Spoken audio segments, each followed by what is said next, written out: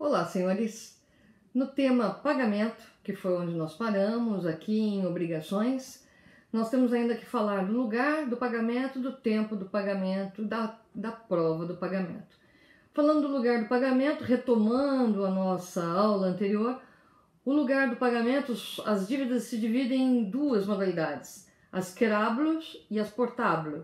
Dívida querable ou quesível e dívida portable ou portável. Dívida quesível é quando o credor é que deve buscar no devedor o recebimento do valor que tem de crédito. Então, na verdade, o lugar do pagamento é o do domicílio do devedor. Quem quer, é por isso que ele é querável, quem quer é o credor. Quem pega, quem está atrás do dinheiro para solver a dívida é o credor. Então, existe uma dívida, o devedor tem que pagar, mas a regra no Brasil é que as dívidas são queráveis, ou seja, quem vai atrás é o credor. Tecnicamente, portanto, a regra do lugar do pagamento, se outra coisa não for disposta em contrato ou nos costumes, o que é muito comum, aí é o domicílio do devedor. A dívida portável, aí não, é o devedor que tem que procurar o credor para levar o pagamento. Isso é muito comum e a gente vê muito nos carnês, né? Os carnês, muitas vezes, as pessoas obrigam o devedor a ir até o lojista para efetuar o pagamento mensal do carnê. Deve ter muito carnê atrasado, por sinal. Então, por quê? Porque, obviamente, o que eles querem é que para você chegar no setor de pagamento, que geralmente se coloca no final da loja, você passeie por toda a loja, circule e, quem sabe, aproveite mais uma promoção, compre mais um bem de consumo. Então, por isso, eles mudaram espontaneamente aquilo que a lei subsidiariamente ou supletivamente determina. Essa é uma regra dispositiva, senhores. As partes podem alterar. Então, no lugar do pagamento, quando ninguém fala nada, vale a regra legal. Todo mundo esqueceu de mencionar o assunto, não tem costume sobre o tema domicílio do devedor. Não, eles ajustaram de forma diferente, o devedor vai lá todo mês e paga o seu carnezinho na loja, seja na Riachuelo, na Renner, nas Casas Bahia, tá indo lá todo mês na ótica, pagando mensalmente? Sim. Então aí você mudou, né? A regrinha da dívida quesível passou a ser portável por deliberação das partes ou apenas de um só, mas com aceitação e anuência do outro. Então é essa a regra, né? Nesse sentido, a gente também tem a chamada suprécio, né? Não pode agora, que já uma vez estabelecida essa regra, a suprécio são regras oriundas, alguns institutos oriundos do princípio da boa-fé. A gente vai falar deles no momento adequado, fiquem tranquilos. No momento, a gente tem que aprender a suprécio. A suprécio é a supressão de uma vantagem que você tinha contratualmente, porque você abriu mão dela. Então, também não é correto agora você exigir o cumprimento de algo que você antes permitia fazer-se de outra forma. Marília, não entendi. A regra é que o credor venha buscar. Aí você, credor, determina a regra do devedor ir pagar. Então o devedor tem que levar o seu carnê para pagamento. Pronto, essa é a regra? Essa é a regra.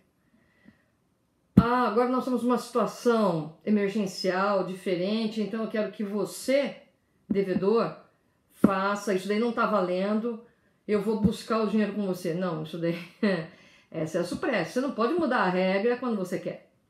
Você tinha a regra a seu favor, você abriu mão, você constou expressamente de uma outra forma. Isso já vinha sido aplicado, às vezes nem precisa ser expresso, isso daí já vem ali sendo aplicado. Pela própria entrega, lá no carnê já tem, só pode ser pago em tal local, em tal local, então perfeito, é só nesses locais que você vai receber. Então não tem como você mudar a regra. Então essa é a chamada suprécio. Você tinha um benefício que você perdeu porque você abriu mão. Então você não pode depois querer dizer que o outro está inadimplente e invocar um benefício que você voluntariamente abriu mão. Tá bom? Os senhores vão receber certinho o material a respeito do tema, mas a ideia é exatamente dessa especificação do princípio da boa-fé, que é a eliminação da faculdade decorrente de atos do seu titular, que criem uma expectativa diversa de cumprimento de contrato. Então, tá aí, né? O devedor pode solver esse pagamento em outro local? Aliás, né? primeira coisa, e quando não é nem no domicílio do devedor, nem no domicílio do credor, você tem aí uma prestação que vai ser exigida num terceiro local. Esse terceiro local pode ser o local do pagamento? Pode sim, né? Mas também não é necessário que seja. Pode, não obrigatoriamente. Depende da convenção das partes. De novo, elas vão ter que chegar num acordo, tá bom? Essa que é a regrinha que importa, né? O acordo entre eles. O artigo 329, então vamos fazer só a leitura para os senhores.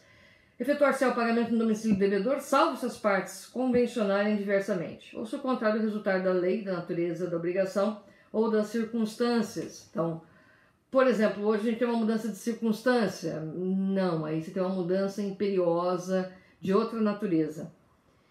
Designados 2 ou mais lugares, cabe ao credor escolher entre eles. De novo, não é o devedor que escolhe. Mas o credor pode deixar essa faculdade ao devedor. Então ele não pode exigir. Como assim? Se eu deixo lá a faculdade do devedor pagar ou na loja ou na lotérica, a faculdade de escolha eu passei para o devedor. Deixou de ser minha, Maria Helena. Eu não posso ir lá e cobrar do devedor: olha, quero que você venha aqui na sua casa para receber. Não vou te pagar. Até porque você determinou aqui que se pague ou na lotérica ou na loja. A loja está fechada, não vou pagar para você. Nós vamos ter uma série de problemas com isso, senhores, que nos aguardam, né? Se o pagamento consistir, desculpe, a 329, ocorrendo o motivo grave para que se não efetue o pagamento em um lugar determinado, poderá o devedor fazê-lo em outro, sem prejuízo para o credor. Aqui é uma questãozinha óbvia de causa grave, né? Não tem possibilidade do devedor solver obrigação no local que foi estabelecido por uma razão grave, como a que vivemos. Então aí pode ser estipulado local diverso, forma diversa, que são as renegociações que estão acontecendo, exatamente porque se as pessoas não recebem, elas não têm como pagar. Então hoje estamos numa fase de renegociação e não apenas de um imperativo obrigatório, determinante do contrato. Olha, você está descumprindo o contrato, não é bem assim. Eu duvido que essa pessoa gostasse de ficar na situação de inadimplente, né? Então a ideia é bem outra. Como é que eu posso fazer o pagamento? Se um está fechado e o outro está fechado, faço como, né? Hoje mesmo tive um problema em relação a isso, porque havia um pagamento a ser feito pelo meu escritório, só que eu só posso fazê-lo quando o banco estiver aberto, porque eu tenho que habilitar a conta daquela pessoa dentre as contas em que possa sair dinheiro da pessoa jurídica, né? Então, desgastante ou não para esse credor, ele teve que aceitar outra forma de pagamento, porque eu estou impossibilitada. Não é que eu não queira fazer o pagamento da maneira usual, né? Você pode fazer por uma simples transferência bancária? Não posso, tem que pedir autorização. Mas o banco está fechado. Então, exatamente esse o problema, né? A gente vai ter que se valer de outro meio de pagamento, porque esse meio está travado, né? Aí existe o ajuste entre as partes? Existe o ajuste entre as partes. Alguém ficou inadimplente? Não, era a data de pagamento, foi feito, tudo de acordo. Só mudou-se o local de pagamento e a forma, mas a quantia, tudo em ordem. Então, esses ajustes hoje estão sendo necessários e serão necessários no futuro. Então, é muito importante que os senhores não vejam isso apenas como um detalhezinho dessa matéria que não tem grande repercussão. Ao contrário, ela tem muita repercussão e acredito que os pais, amigos, parentes dos senhores já estejam perguntando: e aí, quando vai chegar essa matéria para vocês me explicarem como é que ficou meu contrato, né? Então, como é que eu faço para pagar se lá está fechado? Então, se lá está fechado, vocês vão ter que estabelecer, para que não haja prejuízo do credor, uma forma mais adequada de se efetuar o pagamento. Então, nem sempre, por motivo grave, será efetuado naquele local, tá? Em algumas situações a gente já fica um pouco mais receosa. As óticas, por exemplo, elas não te dão a opção de pagar em... Algumas óticas, né? Não dão a opção de pagar em lotérica. Você só tem a opção de pagar na ótica e a ótica está fechada. Ele deixa de receber, ele deixa de pagar a conta e você está com conta atrasada. Então, nós vamos ter um probleminha aí, né? Dá para mudar o local de pagamento? Não sei até que ponto.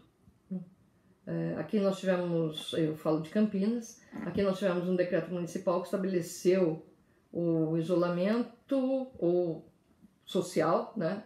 Desse obrigatório, numa segunda-feira, né? Passando a valer na segunda-feira. Eu fiquei sem poder pegar contas, eu fiquei sem poder ter acesso ao sistema bancário para poder efetuar uma série de medidas que seriam importantes no meu ambiente de trabalho, né? Eu estou fazendo essas aulas e esses vídeos aqui da minha casa pela falta de material necessário e que estava lá, né? Então, às vezes, essas tomadas de decisões, elas deveriam se pautar por um pouco mais de cuidado, né? Mas não me cabe aqui discutir questão de âmbito político e sim local de pagamento. O que eu estou dizendo é, o local de pagamento ficou prejudicado, até pagamento, porque as contas ficaram lá e o prédio está fechado.